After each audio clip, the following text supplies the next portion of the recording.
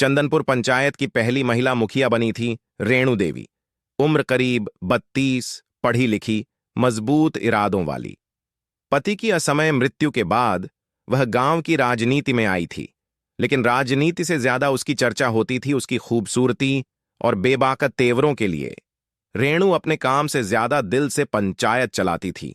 मगर जब एक अजनबी युवक अंकित सिंह उसकी जिंदगी में दाखिल हुआ तो मोहब्बत और साजिश का ऐसा जाल बिछा कि रेणु को खुद यह समझ नहीं आया कि वह मुखिया है या मोहरा। एक दिन गांव में एक नया युवक आया, साफ सुथरे कपड़े, शहरी चाल ढाल और कैमरा हाथ में। उसने खुद को एक पत्रकार बताया जो ग्रामीण विकास पर डॉक्यूमेंट्री बना रहा है। नाम बताया अंकित सिंह। रेणु ने पहले तो उसे सामान्य तरीके से देखा, लेकिन उसकी बातें, व्यवहार और गांव की समस्याओं को समझने का उसका तरीका दिल को छू गया। कुछ ही दिनों में अंकित रेणु के कामों में मदद करने लगा। ड्रेनेज प्रोजेक्ट की निगरानी, स्कूल की मरम्मत, पंचायत बैठकों की रिकॉर्डिंग। गांव के लोग उसे मुखिया जी का नया सलाहकार कहने लगे। रेणु खुद भी इस बात को नकार नहीं सकी कि उसकी सूनी जिंदगी में अंकित की मौजूदगी सुकून लेकर आई थी। मगर इसी बीच पंचायत के पैसे में गड़बड़ी की शिकायतें आने लगीं और गांव के दबंग नेता राम बाबू यादव ने इसका आरोप सीधे रेणु पर मढ़ दी। एक रात रेणु को अंकित के बैग से कुछ पुराने कागजात मिले, जिसमें एक सरकारी रिपोर्ट थी रेणु के पति की मौत की फाइल के साथ। रेणु चौंक गई। उसके पति की मौत को अब तक हादसा माना गया था, लेकिन रिपोर्ट में लिखा था संभावित हत्या, राजनीतिक दुश्मनी का शक। रेणु को संदेह हुआ, कहीं अंकित की मंशा कुछ और तो नहीं। रेणु ने गांव के पुराने school teacher master Ramnath ji से बात की। मास्टर जी ने बताया कि उसके पति का झगड़ा राम बाबू यादव से ही था, और यह भी कि उस हादसे वाले दिन एक अजनबी युवक उस ट्रैक्टर के पास देखा गया था जिसमें रेणु के पति की मौत हुई थी। रेणु का शक अब अंकित पर गहराने लगा, लेकिन तभी अंकित ने खुद आकर एक फाइल रेणु को सौंपी, जिसमें राम बाबू की जमीन हड़पने, नकली बिल बनाकर पंचायत के पैसे चुराने और चुनाव में धांधली के सबूत थे। रेणु उलझ गई। अगर अंकित सच में पत्रकार है तो वो इतने सबूत क्यों इकट्ठा कर रहा है, और अगर झूठा है तो उसे ये सब कैसे मिला। रेणु ने एक दिन अपने एक भरोसेमंद पुलिस अफसर को बुलवाया और अंकित की पहचान की तस्दीक करवाई। रिपोर्ट आई, अंकित सिंह नाम का कोई पत्रकार इस चैनल से नहीं जुड़ा है। रेणु ने अंकित का सामना किया। अंकित ने सारी सच्चाई उगल दी। वह रेणु के पति का चचेरा भाई था। उसका असली नाम राहुल सिंह था। उसने पत्रकार की पहचान इसलिए ली क्योंकि उसे शक था कि उसके भाई की हत्या राम बाबू यादव ने करवाई है। लेकिन रेणु पर शक होने पर वो करीब आया, उसे समझने की कोशिश की, और धीरे धीरे मोहब्बत हो गई। गांव में चुनाव होने वाले थे। रेणु के खिलाफ राम बाबू ने एक बड़ा मोर्चा खोला। फर्जी वीडियो वायरल हुआ जिसमें रेणु और अंकित को रिश्ता जोड़ते हुए दिखाया गया। रेणु टूट चुकी थी, लेकिन अब वो डरने वालों में नहीं थी। उसने खुला मंच बुलवाया और खुद सबके सामने अंकित की सच्चाई और राम बाबू की साजिश का पर्दाफाश किया। जनता ने एक बार फिर उसे मुखिया चुन लिया। चुनाव जीतने के बाद अंकित गांव छोड़ गया। रेणु ने पंचायत भवन की दीवार पर एक तख्ती लगवाई। सच को ढूंढने वालों के लिए नहीं, सच में जीने वालों के लिए ये पंचायत है। और अपने कमरे में आज भी एक तस्वीर रखी है जिसमें अंकित और वह स्कूल के बच्चों के साथ खड़ी है, मुस्कुराती हुई। चंदनपुर की मुखिया रेणु देवी फिर से पंचायत चुनाव जीत चुकी थी। अब वह न सिर्फ गांव में बल्कि जिले में भी एक मजबूत नेता के रूप में पहचान बना चुकी थी। पर उसकी निजी जिंदगी अब भी मासूमी थी।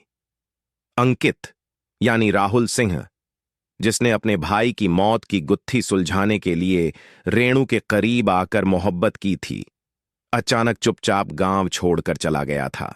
रेणु मान चुकी थी कि शायद वह मोहब्बत उसकी नियति में नहीं थी। मगर एक रात सब कुछ बदल गया। बरसात की एक रात पंचायत भवन के पास एक अजनबी को घूमते देखा गया। सीसीटीवी कैमरे में उसका चेहरा साफ नहीं था, लेकिन रेणु को जब फुटेज दिखाई गई तो उसकी आंखें ठहर गईं।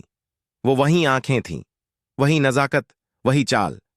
राहुल, रेणु के होंठों से निकला।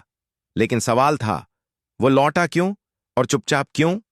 अगले दिन पंचायत कार्यालय में एक लिफाफा आया, बिना नाम का। अंदर एक चिट्ठी थी। मुखिया जी, जो गया है उसे लौटने मत देना, वरना आपके साथ जो होगा उसका अंदाजा भी नहीं है। पिछली बार राम बाबू फंसा, अब आप फंसेंगी।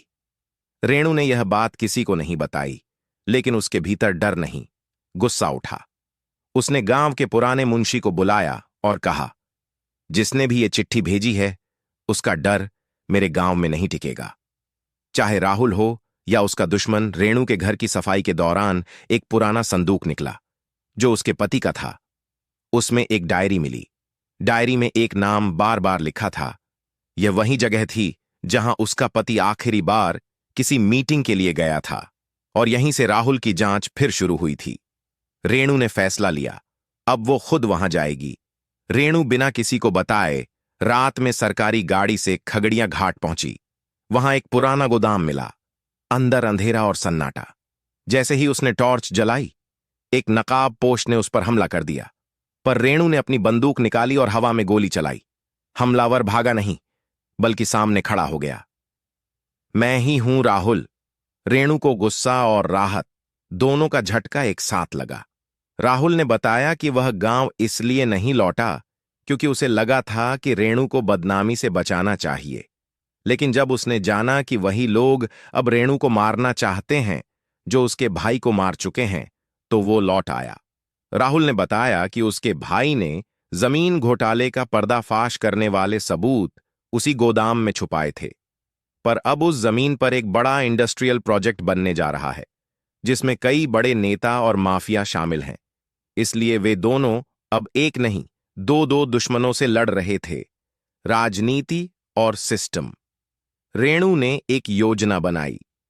मुखिया सम्मेलन के दौरान लाइव कैमरे में एक डॉक्यूमेंट रिलीज शो रखा, जिसमें नक्शे, जमीन कागजात और धोखाधड़ी की फाइलें सार्वजनिक की गईं। भीड़ में कई बड़े अफसर थे, मीडिया थी, और वहीं राहुल ने कैमरे के सामने स्वीकारा कि वह रेणु से मोहब्बत करता है, लेकिन अब उसकी जिंदगी का मकसद सच को बाहर लाना है।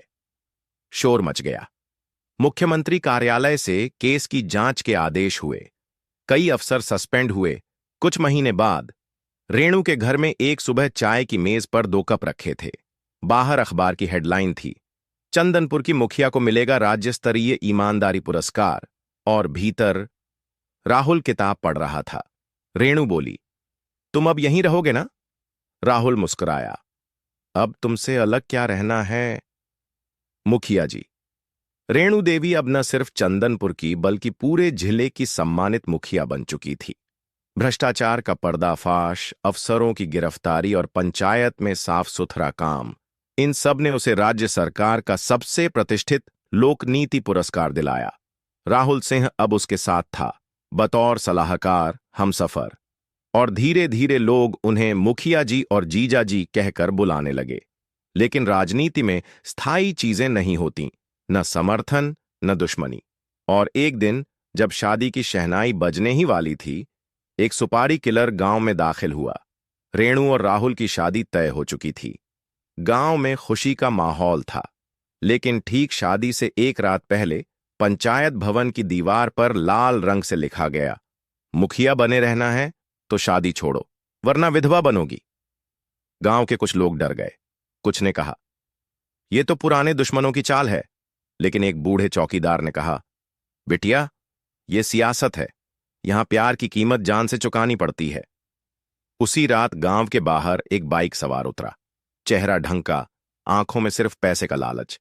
नाम शेर अली, पेशे से शार्प शूटर, जिसे सुपारी मिली थी। मुखिया रेणु देवी और उसका मंगेतर राहुल सिंह, दोनों को ठिकाने लगाओ। लेकिन इस बार निशाना आसान नहीं था, क्योंकि रेणु ने खुद को हर मोर्चे के लिए तैयार कर रखा था। उसकी शादी में बारातियों से ज्यादा खुफिया सिपाही छुपे थे।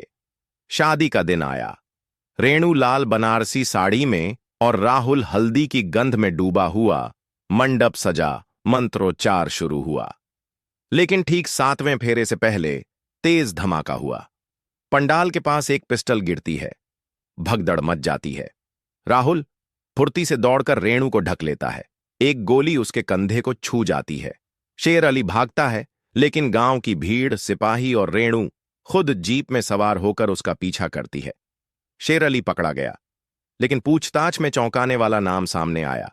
राज्य मंत्री धवल मिश्रा, वही जिसने रेणु को पुरस्कार भी दिलवाया था।